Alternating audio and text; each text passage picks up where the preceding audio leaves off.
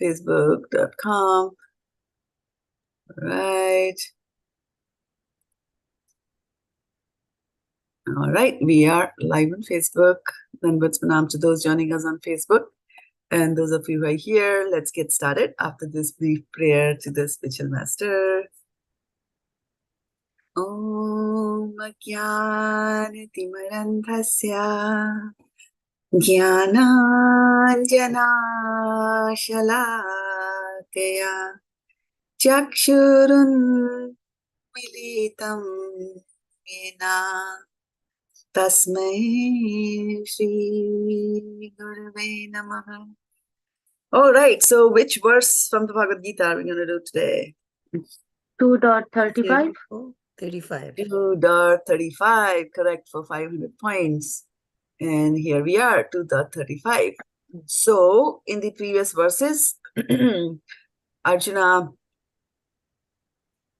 has said that, he doesn't want to fight, he's upset, and then now Krishna is trying to convince him. So here now he's trying to convince him on the grounds of, from the grounds of his own selfish interests, that if you leave this battlefield, what are people going to say about you, right? So that's what we did. We started doing that last week, and we'll continue on today.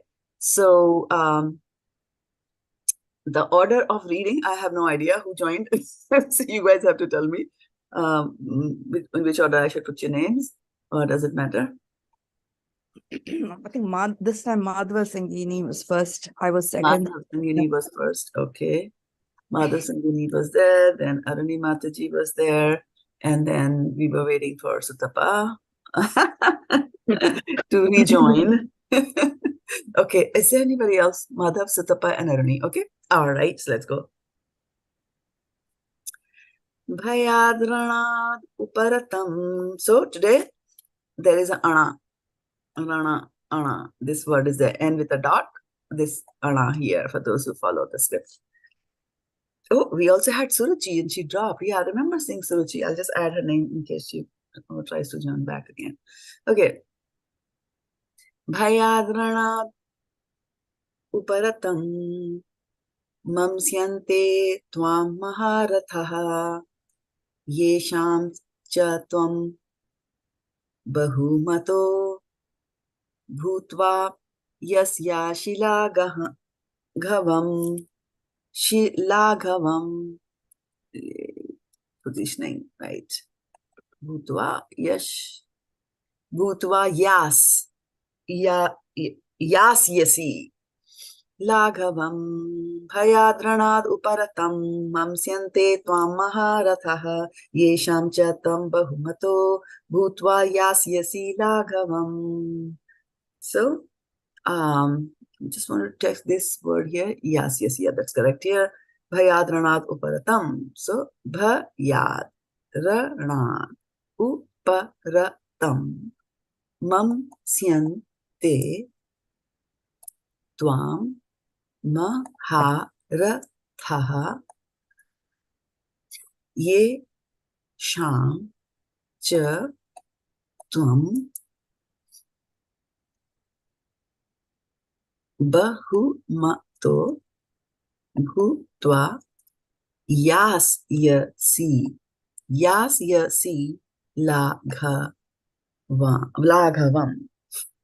So what are the word meanings for this? Bhayāt is out of fear.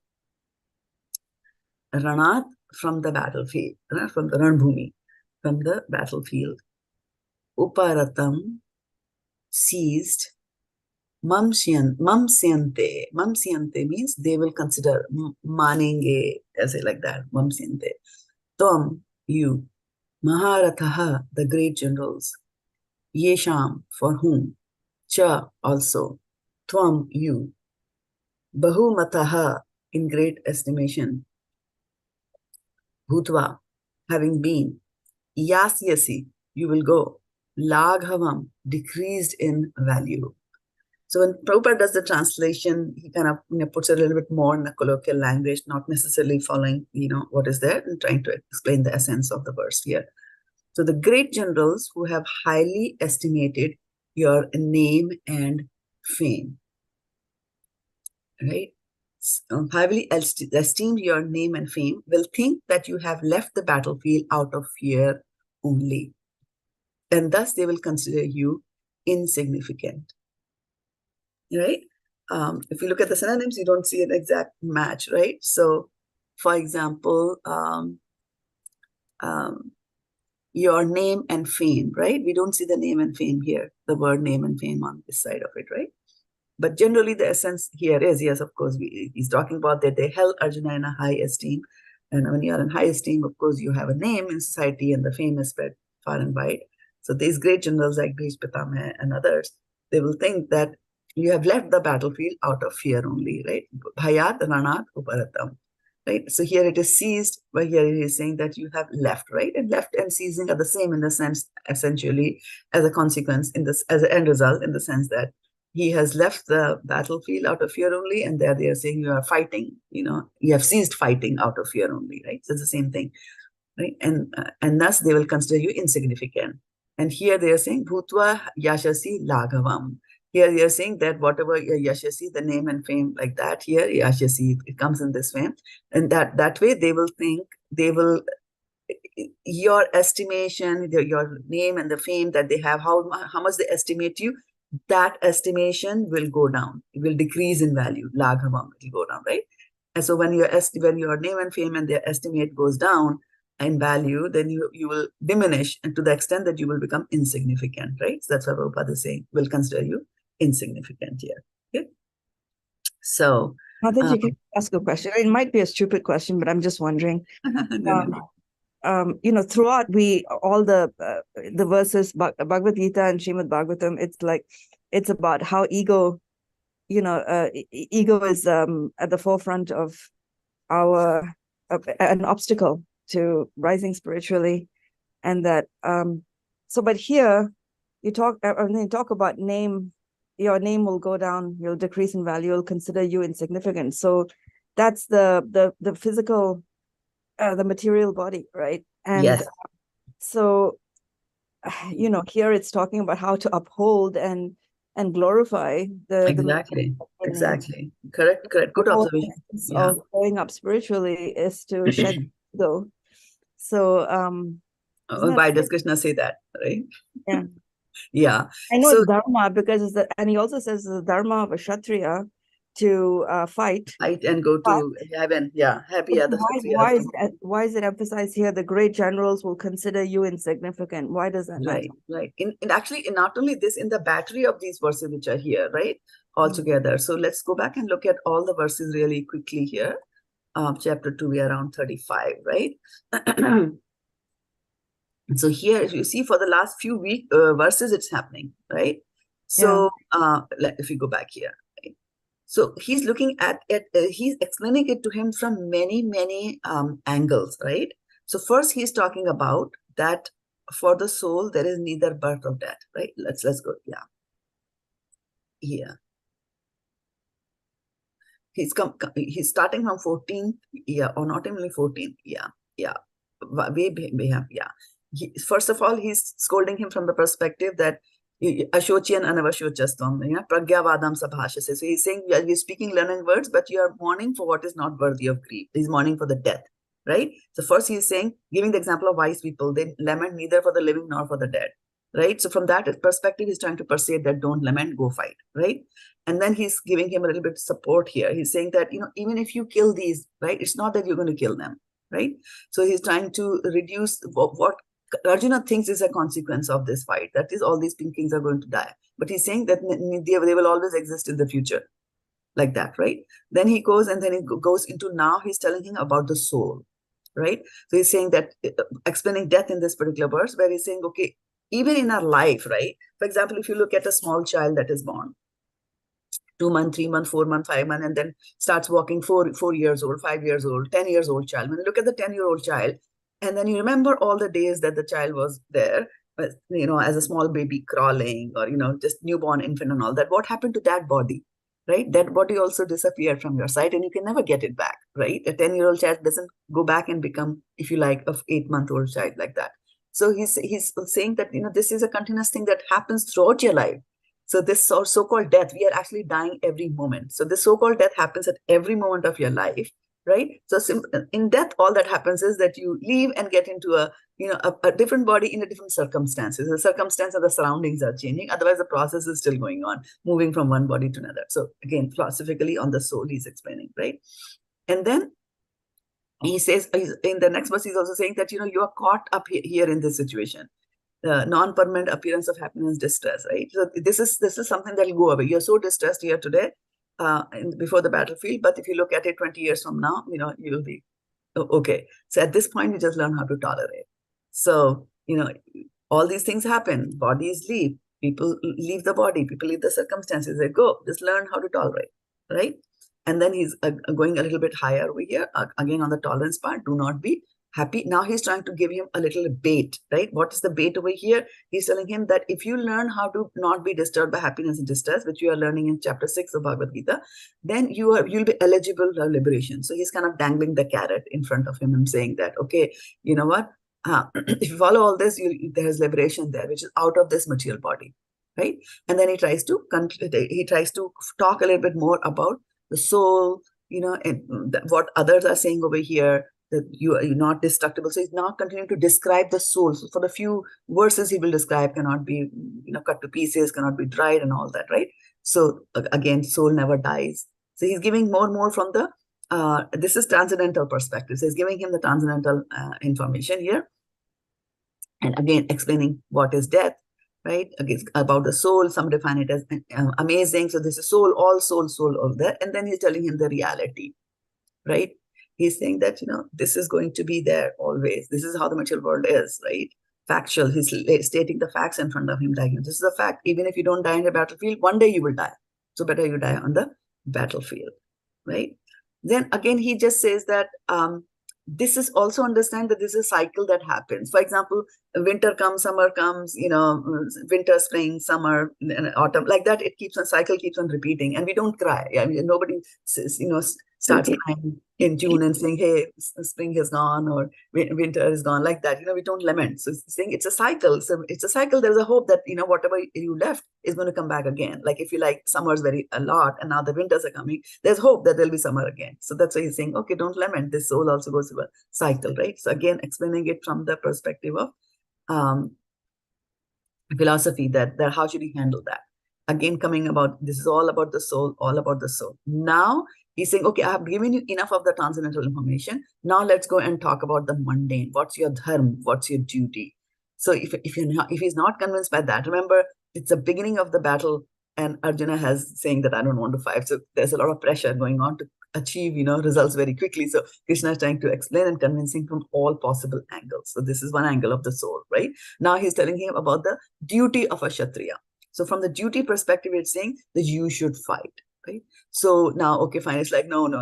I won't give up my duty. I can give up my duty because I don't want to kill my relatives. So he's saying, okay, but you know what? Now he's trying to bring in the selfish aspect for Partha. So here it is. He's saying that if you fight, then the doors of heavenly planets will be open. Because if you die, don't worry about your own dying. So right now he was worried about other people's dying. But even if in the corner of your heart, you have this thing that on my own dying, what's going to happen? So he's saying, even if you die here, you will go to heavenly planets. Right? And then he's saying, okay, even if you are so overwhelmed with the emotions that you're saying, okay, I won't do my duty. I don't care for myself. I can't understand the philosophy that you are giving. Then he's trying to say, okay, what is it that the Kshatriya likes the most? And that is the name and fame, right? Like that, they're very strong in that. So now in these verses, he's saying that if you don't do your duty, right, then you will lose your reputation. So now your reputation is going to go. This is something very much your own, right? In the last previous verse, he said, people will speak of your infamy. And for a respectable person, it's worse than death.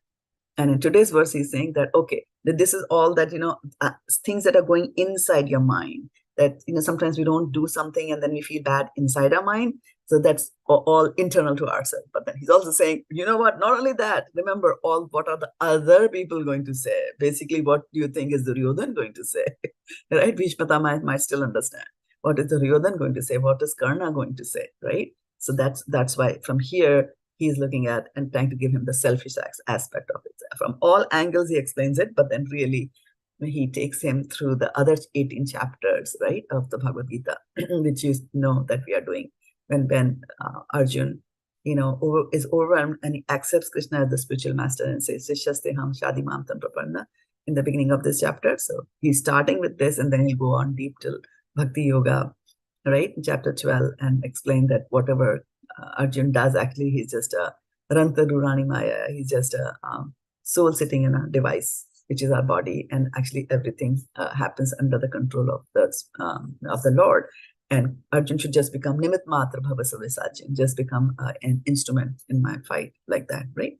So that's the reason you see that although this is not a transcendental thing, agreed, but Krishna is trying every possible means, right? For example, if a child doesn't do the homework and we are trying to make the child do the homework, so we can tell him that if you don't do your homework, you will fail your grades and what's going to happen, your kids are going to tease you and things like that. But sometimes you might also give him a little bit of a lure, like if you finish your homework, I'll get you the ice cream, right?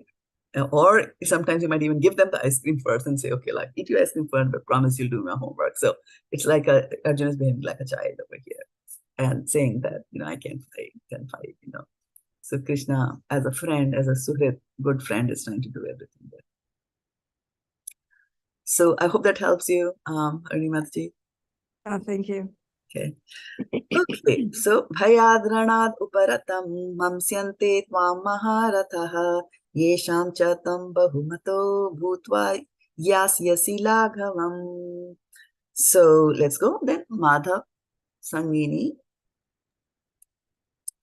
Bhayād raṇād uparatam maṁsyante tvam mahā-rathāḥ yeṣāṁ tvam bahu-mato bhūtvā yāsyasi lāghavam. Lāghavam. Yeah, there's a tendency, when I have the tendency to pronounce this as yash, but it's not yash. This is a tongue twister. Yāsyasi. Okay, good. Arnimathji. Bhayāt raṇād uparatam maṁsyante tvām mahā-rathāḥ yeṣāṁ tvam bahu-mato bhūtvā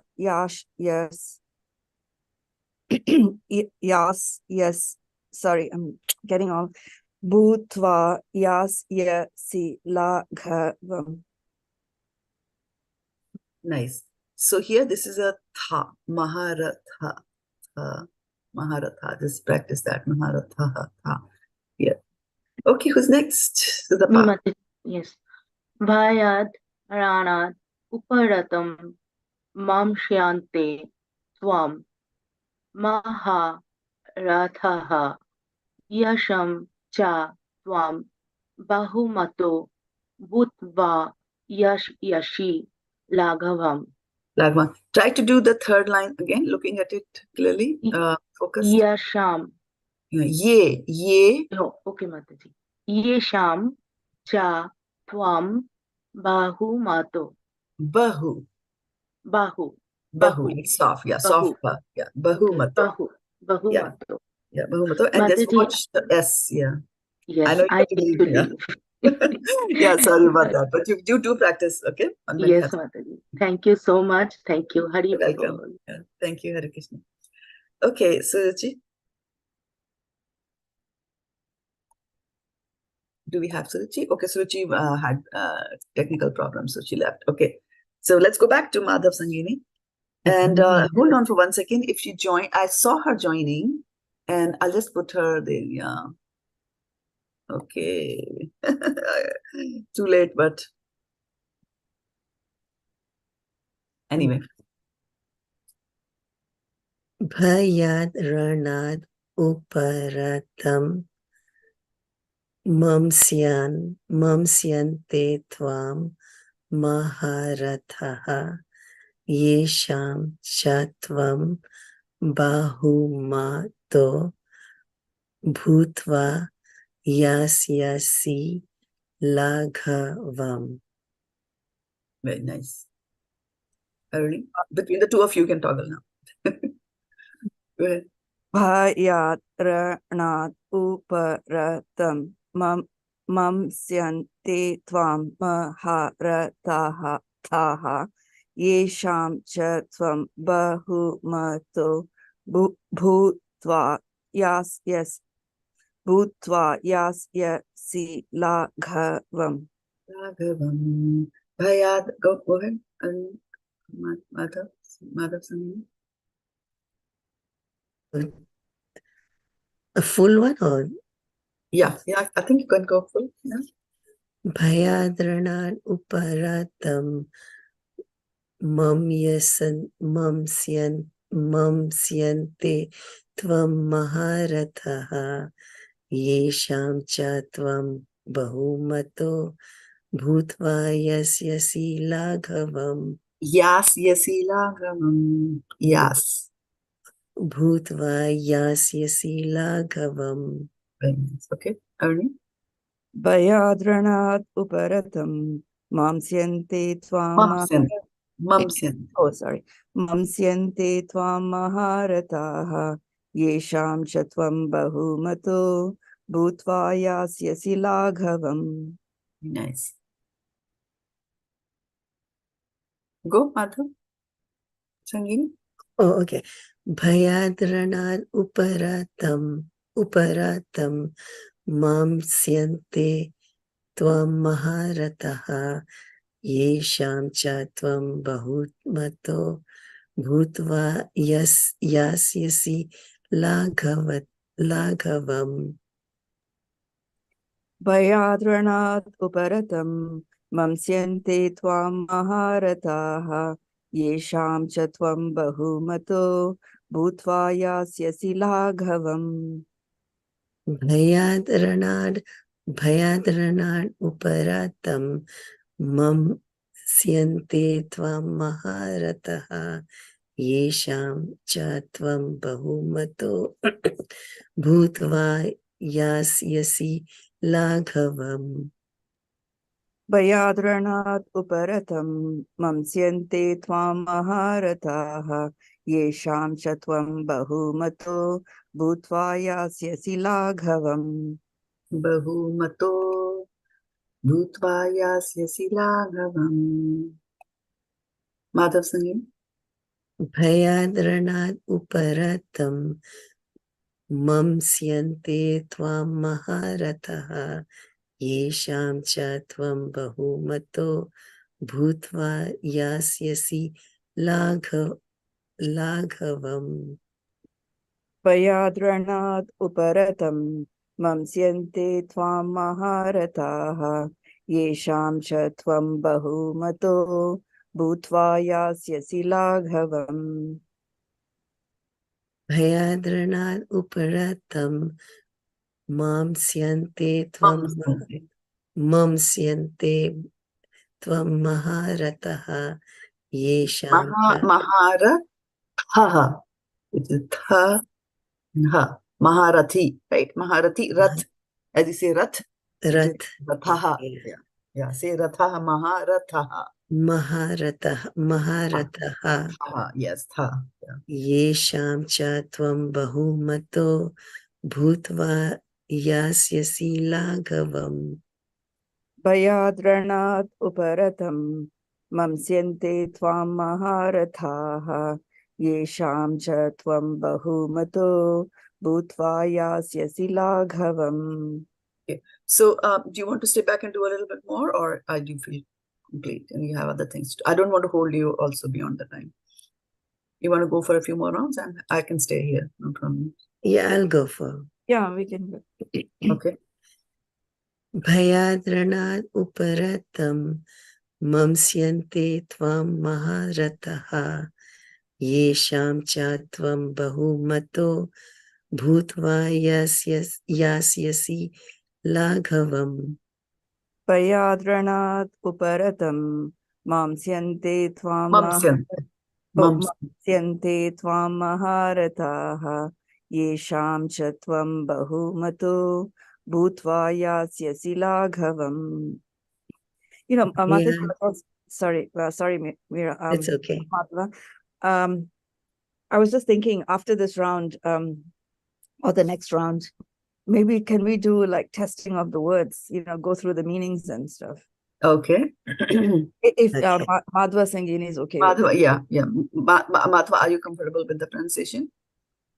Okay. Want to do a little bit more practice? No, this is good. I'll practice on my own. Okay, so then do one round, both of you, and then we can go there.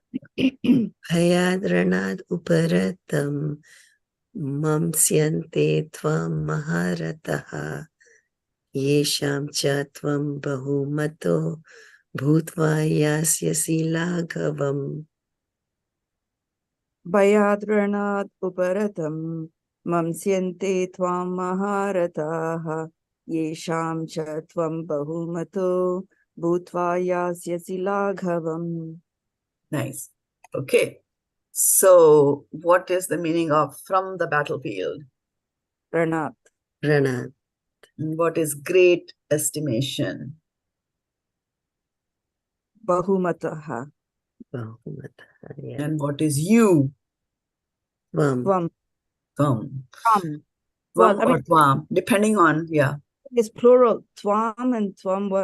Wonder what it is. Maybe It is it's for the you only, the context in which they are saying.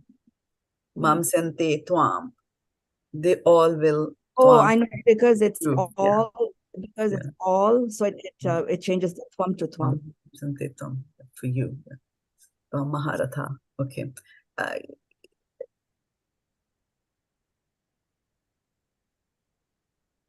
And then what is ceasing mean? To stop or cease. Uparatam. And what is the meaning of decreasing something in value? lāghavam. Lāghavam. And what is great estimation? bahu-mataḥ. And what is doing something out of fear? bhayād. bhayāt. And if they consider somebody maṁsyante. maṁsyante. Okay, good. You want to practice one more before we call it a day in this one? Okay. All right, go for it, Mother Sangeeni. bhayād raṇād uparatam maṁsyante tvam mahā-rathāḥ yeṣāṁ tvam bahu-mato bhūtvā yāsyasi lāghavam. bhayād raṇād uparatam maṁsyante tvām mahā-rathāḥ yeṣāṁ tvam bahu-mato bhūtvā yāsyasi lāghavam. bhūtvā yāsyasi lāghavam. Okay, good. I'll stop the class here today. Thank you so much for those of you joining us here on the Zoom, as well as those of you watching us on Facebook.